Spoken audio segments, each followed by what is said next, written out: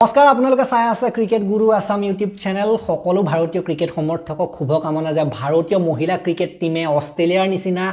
7 বাৰৰ বিশ্বকাপ বিজয়ী এটা দলক সেমিফাইনেলত পৰাস্ত কৰি ফাইনেলত প্ৰৱেশ কৰিবলৈ সক্ষম হৈছে আৰু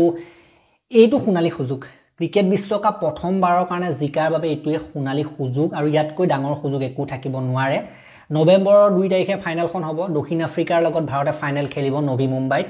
গটিকে হেখন খেলটো ফাইনেল হ'ব গটিকে হেখনৰ কথা আমি পাছত আলোচনা কৰিম কিন্তু এই যিখন খেলিতে হেখনৰ কথা আলোচনা কৰিম গটিকে এই যদি খেলখন চাই এখন কিন্তু সহজ কথা একেবাৰে নাছিল খেলখন জিকাটো ওয়াৰ্ল্ড ৰেকৰ্ড কৰি জিকিবলগীয়া খেল আছিল কাৰণ যেটো টাৰ্গেট দি দিছিলে তেওঁলোকে 339 ৰ টাৰ্গেট দি দিলে অষ্ট্ৰেলিয়া মহিলা ক্ৰিকেট টিমে প্ৰথম বেটিং কৰি 339 ৰ টাৰ্গেট দিয়াৰ পাছত এনেকুৱা লাগিছিল যে অলপ কঠিন হ'ব যথেষ্ট কঠিন হ'ব কাৰণ ওয়াৰ্ল্ড কাপৰ সেমিফাইনেলত মহিলা ওয়াৰ্ল্ড কাপৰ সেমিফাইনেলত আজিলৈকে ইমানখিনি টাৰ্গেট চেছ কৰি কোনো টিমে জিকিব পৰা নাছিল আৰু তেনেকুৱা যেতিয়া ওয়াৰ্ল্ড ৰেকৰ্ড এটা টাৰ্গেট দি দিয়ে সাধাৰণতে বহুত এটা প্ৰেছাৰ পৰি যায় ৰানৰ প্ৰেছাৰ পৰি যায় তাতে আমাৰ ওপেনাৰ কেগৰাকেও ইমান বৰ বিশেষ কৰিব পৰা নাছিল চেফালি ভাৰ্মা আজি আহিলে আঘাতপ্ৰাপ্ত হৈ বাহিৰ হৈ যোৱা প্ৰতিকাৰ আৱলৰ ঠাইত আহিলে কিন্তু ভাল কৰিব পৰা নাছিল তেখেতে খস্তাতে আউট হৈ গ'ল আশা কৰা হৈছিল ভবা হৈছিল আমি প্ৰথমৰ বাৰ ভাবিছিল যে এখন খেলত স্মৃতি মানধানা চলিবই লাগিব স্মৃতি মানধানা 100-150 মাৰিবই লাগিব তেতিয়াহে আমি কিবা এটা আশা কৰিব পাৰিম কিন্তু আজি স্মৃতি মানধানাও কিন্তু নিৰাশ কৰিলে সোনকালে আউট হ'ল তেওঁৰ পৰা কিন্তু আজি আমি বিচাৰিছিলো তেওঁৰ ওপৰত আটাইতকৈ বেছি চাপ আছিল বেছি আশা তেওঁৰ ওপৰতে আছিল কিন্তু মানধানাৰ ওপৰত কিন্তু আজি আসল খেলটো দিলে জেমিমা ৰড্ৰিক্সে আৰু লগতে তেওঁলোক লগ দিলে অধিনায়ক হৰমনপ্ৰীত কৌৰৰ কথা আমি আগতে আলোচনা কৰিছিলো গোটেই টুৰ্নামেণ্টটো তেখেতৰ ইমান ভাল বেটিং হোৱা নাই কিন্তু তেখেত হৈছে ডাঙৰ মেচৰ প্লেয়াৰ গোটেই টুৰ্নামেণ্টত ইমান ভাল নেখেলি পেলাই সেমিফাইনেলত আহি এটা ভাল সুন্দৰ নকলালে 100 মাৰিলে অকমান কমিলে 89 ৰান কৰিছে হৰমনপ্ৰীত কৌৰ আৰু তেখেতৰ লগ দিলে জেমিমা ৰড্ৰিক্স তেখেতৰ 100 মাৰি গোটেই খেলখন শেষলৈকে লৈ গ'ল ফিনিশিং দিলেগে আমি যদি ক'বলৈ যাওঁ জেমিমাহৰ কথা জেমিমাহে গোটেই খেলখন নট আউট হৈ পেলাই ফিনিশিং দিয়া আমি দেখিবলৈ পালো 127 ৰানৰ এটা মানে হিষ্টৰিক নক এটা ঐতিহাসিক ইনিংছ আমি দেখিবলৈ পালো মহিলা ক্ৰিকেটৰ ক্ষেত্ৰত সেমিফাইনেলত ইমান এটা সুন্দৰ ইনিংছ 127 ৰানৰ জেমিমা ৰড্ৰিগেজৰ ফালৰ পৰা গতিকে এইকেইটা ইনিংছ আৰু বিশেষকৈ যেতিয়া প্ৰথম উইকেট গুচি গৈছিল আমি যদি ক'বলৈ যাওঁ প্ৰথমটো উইকেট গৈছিল 13 ৰানতে এটা আৰু দ্বিতীয়টো উইকেট গৈছিল 59 ৰানত প্ৰথমতে চেফালি দেন স্মিথিয়া আউট হৈ গ'ল তাৰ পাছত হৰমনপ্ৰীত কৌৰ আৰু আমি যদি ক'বলৈ যাওঁ হৰমনপ্ৰীত কৌৰ আৰু লগতে জেমিমা ৰড্ৰিক্স তেওঁলোকৰ মাজত এটা ডাঙৰ পাৰ্টনাৰশ্বিপ হৈছিল এই পাৰ্টনাৰশ্বিপটো সাধাৰণতে এই খেলখনৰ ক্ষেত্ৰত ভাল পাৰ্টনাৰশ্বিপ হিচাপে গণ্য কৰা হ'ল আমি যদি ক'বলৈ যাওঁ ৰড্ৰিক্স আৰু কৌৰৰ মাজত 167 ৰানৰ পাৰ্টনাৰশ্বিপ হৈছে 167 ৰান আৰু এইটোৱে আছিল টাৰ্নিং পইণ্ট গোটেই খেলখন ইফালৰ পৰা সিফাল কৰাৰ ক্ষেত্ৰত এই 167 ৰানৰ যেটো পাৰ্টনাৰশ্বিপ আছিল জেমিমা আৰু কৌৰৰ মাজত যেটো বুজাবুজি আছিল সেইটো কিন্তু হাই ক্লাছ আছিল সেইটোৱে কিন্তু আজি খেলখন জিকোৱাত মুখ্য অৱদান দিছে আৰু এটা কথা ক'ব লাগিব last but not the least Richa ঘোষৰ যেটো এটেক ৰিচা ঘোষে যি ধৰণে এটেক দিছিলে আমি যদি ক'বলৈ যাওঁ তেখেতেও কৰিছিলে 26 ৰান 16টা বলত লৰালৈকে আহি এটেক কৰিছিলে 6 মাৰিছিলে বহুকেইটা তেখেতে দুটাকৈ 6 দুটাকৈ 4 মাৰিলে গতিকে ৰিচা ঘোষে আহি পেলাই সোনকালে যিকেইটা ফটাফট ৰান কৰিলে সেইকেইটাও কিন্তু নতুবা বলতকৈ ৰান কিন্তু বাঢ়ি আছিলে ৰিচা ঘোষে আহি পেলাই সেইটো অলপ মেইনটেইন কৰি থৈ গ'ল পাছৰখিনি মিলালে আৰু বা আমাৰ ৰড্ৰিক্সে আৰু তাৰ পাছত অমনজো তেওঁলোকে আহি পেলাই মিলালে দীপ্তি আছিলে তেওঁলোকে আহি পেলাই মিলালে দীপ্তিও মাজত অলপ কৰি থৈ গ'ল ৰান আউট হ'ল বাৰু দীপ্তি কিন্তু এনেকৈ সাধাৰণতে মিলিলে আৰু সেই শট যে 339 ৰানৰ টাৰ্গেটটো গতিকে আপোনালোকে যদি চাই মই যদি গোটেই খেলখনৰ কথা ক'বলৈ যাওঁ অষ্ট্ৰেলিয়াৰ ফালৰ পৰা কিন্তু বেটিং বহুত সুন্দৰ হৈছিল তেওঁলোকে 339 ৰান টাৰ্গেট দিছিলে প্ৰথমতে এলিসা হেলি আশা কৰা আছিল আজি কিন্তু নোৱাৰিলে তেখেতে 5 ৰানত আউট হৈ গ'ল এইটো এটা ধুনীয়া এটা আজি ভাল কথা আছিল কিন্তু তেখেতে বিফল হোৱাৰ পাছতো চাওক যিগৰাকী লিচফিল্ড তেখেতে 100 মাৰিলে 119 দেন এলিছ পেৰি এখেতৰ টুৰ্নামেণ্ট ইমান ভাল বিশেষ যোৱা নাছিলে কিন্তু এইখনত 77 মাৰি দিলে ডাঙৰ মেচৰ প্লেয়াৰ তাৰপাছত বেথ মুনিয়া 24 মাৰিলে দেন সাদাৰলেণ্ড 3 দেন এছলে গাৰ্ডনাৰ তেখেতে কিন্তু 63 ৰানৰ এটা ইনিংছ খেলিছে ভাল ইনিংছ আছিল এইটো গাৰ্ডনাৰে কিন্তু আহি পেলাই শেষত কিন্তু ভাল এটেক দিছিলে এই এটেকটো দিয়াৰ কাৰণে কিন্তু তেওঁলোকৰ ৰানটো বেছি হ'ল বাকি Tahlia McGrath 12 Kim Garth 17 Alana King 4 গতিকে তেওঁলোকৰ মই এটা কথা দেখিছিলো উইকেট এফালৰ পৰা গৈ আছিল কিন্তু উইকেট এফালৰ পৰা গৈ আছিল যদি কোনো ৰখুৱা মেলা নিয়ম নাই নতুনকৈ প্লেয়াৰ আহিছে ৰান ল'বলৈ চাইছে ডাইৰেক্ট খেল চলাই আছে বাউণ্ডাৰীও মাৰি আছে গতিকে তেওঁলোকৰ টিমটো এটা লেজেণ্ডাৰী টিম ন 7 বাৰ ওয়াৰ্ল্ড কাপ জিকা আৰু তেওঁলোকক কি লাগিছে তেনেকুৱা এটা টিম পুৰা পুৰা কনফিডেন্স আছে তেওঁলোকৰ যে আহিয়ে ইজনী আউট হোৱাৰ পাছত সিজনী আহিছে ডাইৰেক্ট এটাক কোনো ৰখিবলৈ সময় নাই কাৰণ তেওঁলোকে এটা টাৰ্গেট আছিল যে আজি 350 মান মাৰিম 360 মান মাৰিম হেতু টাৰ্গেট লৈ তেওঁলোকে আহিছিলে ভাগ্য ভাল যে ভাৰতে 339 ৰ টাৰ্গেটৰ ৰখাব পাৰিলে ভাৰতে বলাৰসকলে নহবা তেওঁলোকৰ কিন্তু মাইন্ডসেট বেলেগ আছিল আজি বহুত টাৰ্গেট দিয়াৰ ক্ষেত্ৰত তেওঁলোক আহিছিলে গতিকে হেতু কাৰণে ইগৰাকীৰ পাছত সিগৰাকী আউট হৈ যোৱাৰ পাছতো এটেকৰ ওপৰত এটেক তেওঁলোকে বৰ্তাই ৰাখিছিলে গতিকে আপোনালোকে যদি উইকেটৰ কথা চাবলৈ যায় ৰেণুকা সিঙে 8 অভাৰত 39 ৰান উইকেট নাই ক্ৰান্তি গড়ে ইম্পৰ্টেন্ট উইকেটটো লৈ দিলে 6 অভাৰত 58 ৰান এলিছা হিলি উইকেটটো লৈ দিলে দেন শ্ৰী চৰণীয়ে 49ত দুটা দীপ্তি শৰ্মাই দুটা 73 ৰান দি অমনজোত কৰে উইকেট এটা আৰু ৰাধা যাদৱে এটা এনেকুৱা ধৰণৰ উইকেট আমি দেখিবলৈ পাইছিল তাৰ পাছত যেটো ৰান চেছ কেটো যদি আপোনালোকে চাই ইণ্ডিয়াৰ সেফালি বৰ্মাই 10 ৰান কৰি নিৰাশ কৰিছিলে স্মৃতি মন্ধানাও নিৰাশ কৰিলে 24 ৰান কৰি আৰু অলপ আমি আশা কৰিছিলো কিন্তু একো নাই বাকিখিনি মিলালে যেতিয়া আমি আকৌ ফাইনেললৈ আশা কৰিম স্মৃতিৰ পৰা দেন জেমিমা ৰড্ৰিক্স 127 ৰান এইটো আটাইতকৈ হিষ্টৰিক ইনিংছটো 134টা বলত 127 হৰমনপ্ৰীত কৌৰৰ যদি আপোনালোকে চাবলৈ যায় 88টা বলত 89 ৰান এইটো ইনিংছটো কিন্তু বহুত এটা ধৈৰ্যশীল ইনিংছ আছিল আৰু এই গুটেই খেলখন জিকাৰ ক্ষেত্ৰত জেমিমাহৰ লগত যেটো পাৰ্টনাৰশ্বিপ আছিল হৰমনপ্ৰীত কৌৰৰ এইটো বহুত ইম্পৰ্টেন্ট আছিল দেন দীপ্তি শৰ্মা 17টা বলত 24 দীপ্তি শৰ্মা 4-3টা মাৰিলে তেখেতেও অলপ অৱদান দিলে এই ইম্পৰ্টেন্ট সময়ত ৰিচা ঘোষে কিন্তু যেটো এটাক খেলো মই আগতেও ক'লো এইটো ভিডিঅ'ত যে হেতু যিকিটা লৰালৈকে ৰান কৰিলে এইকিটা কিন্তু কামত দিলে 16টা বলত 26 দুটা 4 দুটা 6 তাৰ পাছত অমনজোত কৰে দুটা 4 মাৰিলে 8টা বলত 15 ৰান কৰি নট আউট হৈ থাকিলে গতিকে আৰু বেটিং কৰিবলৈ একেবাৰে বলাৰ আহিবলৈ থাকিলে বাকি গুটেই কেটা বেটাৰ যিমানে বেটিং কৰিব পাৰে ভাৰতৰ সকলোৱে নামিলে এখন খেলৰ ক্ষেত্ৰত গতিকে এটা কথাই ভাল লাগিলে ভাৰতীয় মহিলা ক্ৰিকেট টিমটো মই আগতেও খেল চাওঁ কি হয় যে চোক কৰি যায় মানে কি হয় নাৰ্ভাস মাৰি ভয় খায় জিকিবলগীয়া খেল হাৰি যায় আমি এইটো বিশ্বকাপতে এনেকুৱা ধৰণৰ কাণ্ড কাৰখানা দেখিছো আমাৰ এই মহিলা ক্ৰিকেট টিমটোৰ পৰা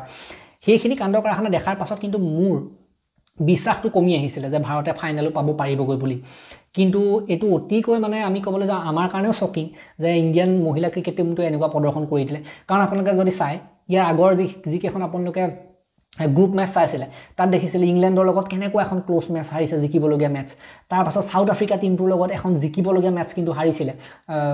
হেখন কিন্তু আমি আশা কৰা নাছিলো দেন অষ্ট্ৰেলিয়াৰ লগত আপোনালোকে যদি চাই গ্ৰুপ মেচ যিখন হৈছিল তাত ইমান বিশাল টাৰ্গেট দি 330 প্লাছৰ টাৰ্গেট দিও হাৰিছিলে ন 330 না 320 টাৰ্গেট দিও হাৰিছিলে গতিকে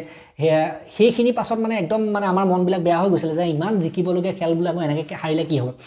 আগতে আমাৰ এই মহিলা ক্ৰিকেট টিমতে 2017 চনত এখন ফাইনেল হৈছিল ইংলেণ্ডৰ ভূমিত ইংলেণ্ডৰ বিৰুদ্ধে হৈছিল হেখন ফাইনেল জিকিব নোৱাৰিলে হেবাৰ আমাৰ ভাৰতৰ বিশ্বকাপ জিকাৰ আটাইতকৈ বেষ্ট চান্স আছিল হেটোৱে 2017 চনৰ বিশ্বকাপৰ ফাইনেলখন কিন্তু হেখন জিকা খেল ভাৰতে হাৰি গল সেই সময়ত সাধাৰণতে নাৰ্ভাস মাৰি গতিকে যেটো ভয় সেই ভয়টো থাকে নাৰ্ভাস মৰা ভয়টো থাকে অষ্ট্ৰেলিয়াৰ লগত আমি টি20 ওয়াৰ্ল্ড কাপৰ এখন ফাইনেলত দেখিছিলো তাতো নাৰ্ভাস মৰা আমি দেখিবলৈ পাইছিলো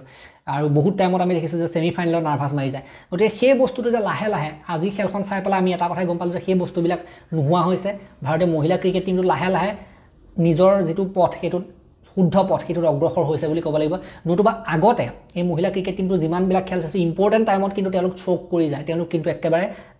কাম নাইকিয়া হৈ যায় ইম্পৰ্টেন্ট টাইমত যেটো টাইমত সাধাৰণতে ৰান ল'ব লাগে যেটো টাইমত উইকেট ল'ব লাগে যেটো টাইমত বাউণ্ডাৰী মাৰিব লাগে হেতু টাইমতে কিন্তু প্লেয়াৰ বিলাক আগৰ সময়ত আউট হৈ যোৱা দেখিবলৈ পাইছিল এটো ওয়াৰ্ল্ড কাপতে মই ক'ব যাওঁ এটো ওয়াৰ্ল্ড কাপতে আপোনালোকে যদি চাই কেইখনমান ম্যাচত তেনেকুৱা হৈছে কিন্তু আজি যদি আমি ক'বলৈ যাওঁ আজি কিন্তু আসল ক্যাৰেক্টাৰ দেখুৱাইছে বিশেষকৈ হৰমনপ্ৰীত ইমান বছৰৰ পৰা খেলি আছে অধিনায়কত্ব কৰিছে তেখেতৰ হেতু দায়বদ্ধতা হৈ এনে ধৰণে খেলাটো আৰু ইমান বছৰৰ অভিজ্ঞতাটো কামত আহিছে লগতে জেমিমাহে যেটো ক্যাৰেক্টাৰ দেখুৱালে ন জেমিমাহো অভিজ্ঞতা সম্পন্ন প্লেয়াৰে আমাৰ এইটো মহিলা ক্ৰিকেট টিমৰ কিন্তু যেনে ধৰণে ক্যাৰেক্টাৰ দেখুৱাইছে কিন্তু মানিব লাগিব ৰিচা ঘোষ আমাৰ যেটো WPL আছে WPLৰ পৰা ওলাই অহা প্লেয়াৰ হয় ৰিচা ঘোষ আৰু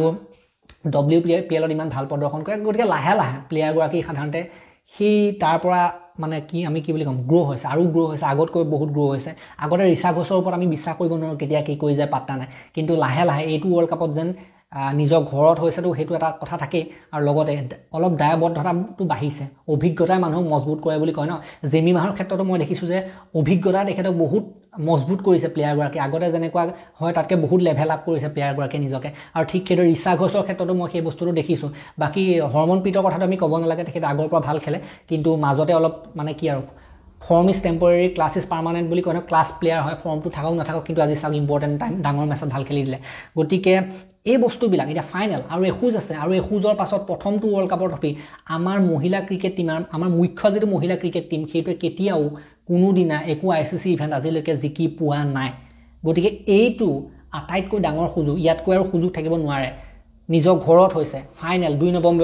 নৱেম্বৰৰ দিনা মুম্বাইত হ'ব এখন খেল নবী মুম্বাই আজি যিখন ষ্টেডিয়ামত খেল হৈছে তাতে খেল হ'ব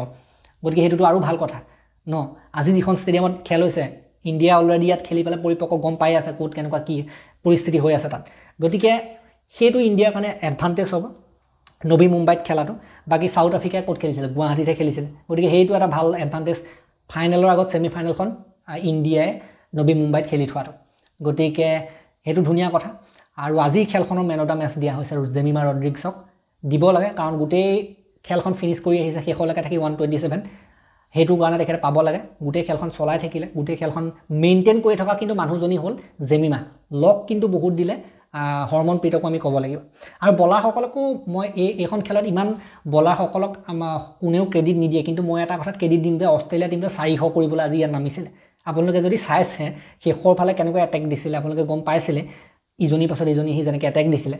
সেই বস্তুটো দেখি এনেকুৱা লাগিছিলে যে 350 400 কৰিবলৈ তেওঁলোক 380 মানুহ হয়তো কৰি দিয়া হলে আজি দিগদাৰ আছিল গতিকে তেওঁলোককো অলপমান হলে আমি এপ্ৰিচিয়েট কৰিবই লাগিব যে ইমান 339ত ৰখালে কাৰণ পিচটো আজি বেটিঙৰ কাৰণে কিন্তু সহযোগী পিচে আছিল কিন্তু ৰানটো সেইমতে কৰিছে অষ্ট্ৰেলিয়া খুদাখুদি টিম নহয় কৰি দিছে কিন্তু ৰান বহুত কৰি দিছে কিন্তু আমাৰ সকলো আজি ক্যাৰেক্টাৰ দেখুৱালে আটাইতকৈ ডাঙৰ কথাটো এইটোৱে আজি খেলখন জিকাৰ ক্ষেত্ৰত ইণ্ডিয়া ফাইনেল পোৱাৰ ক্ষেত্ৰত আটাইতকৈ ডাঙৰ কথাটো কি জানেনে আটাইতকৈ ডাঙৰ কথাটো হৈছে যে যেনেকুৱা কৰিছিলে তেওঁলোকে নাৰ্ভাছ মাৰি পেলাই খেল হয় এইবিলাক আজি আসল ক্যাৰেক্টাৰ দেখুৱালে আসল শক্তি দেখুৱালে পাৱাৰ দেখুৱালে মানসিকতা দেখুৱালে মেন্টেলিটি যিটো ন মাইন্ডসেট দেখুৱালে আজি যে জিকিবই লাগিব আউট নহও মই নিজিকা লাগে আউট নহও ন দৰকাৰ পৰিলে যিমান 6-4 মাৰিব লাগে মাৰিম ৰিস্ক লম তেনেকুৱা এটা মানসিকতাও দেখিবলৈ পালো ৰিস্ক লৈ খেলিছে কোনোবা ক্যালকুলেটিভ ৰিস্ক এনেই ৰিস্ক নহয় যত মাৰি দিছে এনেকুৱা নহয় ক্যালকুলেটিভ ৰিস্ক হিসাব কৰি ৰিস্ক লৈছে কোনফালে মাৰিলে আউট নোহোৱাৰ চান্স থাকে তলেদি মাৰিলে ভাল হ'ব নেকি 4 মাৰিছে আপোনালোকে দেখিছে সময়ত এনেই জাহা তাহা ওপৰলে মাৰিব থিয়া নাই 6 মাৰোতেও ৰিচা ঘোষৰ নিচিনা প্লেয়াৰে মাৰিছে কিন্তু ৰিচা ঘোষৰ এইটো চৰিত্ৰই হয় তেনেকৈ 6 মাৰোতে তেখেতৰ এইটো খেলা টাইপে হয় গতিকে ৰিচা ঘোষৰ নিচিনা প্লেয়াৰক ডাইৰেক্ট দায়িত্বই দিয়া হৈছে গতিকে টিমটো পৰিচালনাটোও ভাল হৈছে আমাৰ কোচ আছে অমল মজুমদাৰ পৰিচালনা টিমৰ কিন্তু ভাল হৈছে গতিকে যিকি নহওক এইখিনি আছিলে খেলখনৰ কথা ফাইনেল 2 নৱেম্বৰত আপোনালোকে ভিডিঅ' পাই যাব কাইলেতো 1 নৱেম্বৰ নেকি 1 অক্টোবৰ 1 নৱেম্বৰ হয়তো 31 অক্টোবৰ ক্ষমা কৰিব গতিকে 1 নৱেম্বৰ মানত 2 নৱেম্বৰ ফাইনেল হলে 1 নৱেম্বৰ বা 31 তাৰিখে দিলেও বেয়া নহয় কিন্তু 1 নৱেম্বৰ মানতে আনিম ভিডিঅ'টো যিটো ফাইনেলৰ যিটো প্ৰিভিউ আমি 1 নৱেম্বৰ দিনা লৈ আহিম 2 নৱেম্বৰ যেটো ফাইনেল গতিকে 1 নৱেম্বৰ দিনা আপোনালোকে চাব ভিডিঅ' আৰু বাকি 31 অক্টোবৰ আমাৰ পুৰুষৰ অষ্ট্ৰেলিয়াৰ লগত যেটো টি20 সিৰিজ হৈ আছে সেকেন্ডখন টি20 তাৰ ওপৰত আমি আলোচনা কৰিম খেলখন হোৱাৰ পাছত আলোচনা কৰিম আমি কাইলে লাইভ আহিম হয়তো খেলৰ সময়টো লাইভ আহিব পাৰো গতিকে এই ভিডিঅ'টো মই ইমানটা সমাপ্ত কৰিলো সকলোকে শুভকামনা জনাই বিদায় মাগিছো